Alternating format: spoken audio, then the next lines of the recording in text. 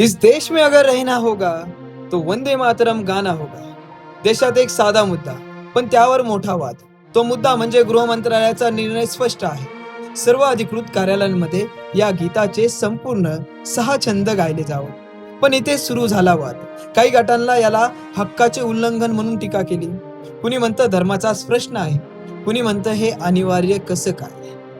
अरे भाऊ, देशाचं नाव ऐकलं की ॲलर्जिक रिॲक्शन कसायला? 6 ओळी, 6 छंद म्हणायला सांगितले. नेटफ्लिक्स सिरियल नाही रे.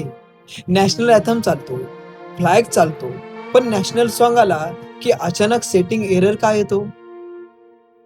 खरं तर देशाच्या सन्मानावर बोललं की काहींना वाटतं टर्म्स अँड कंडिशन अप्लाय लावायला हवी.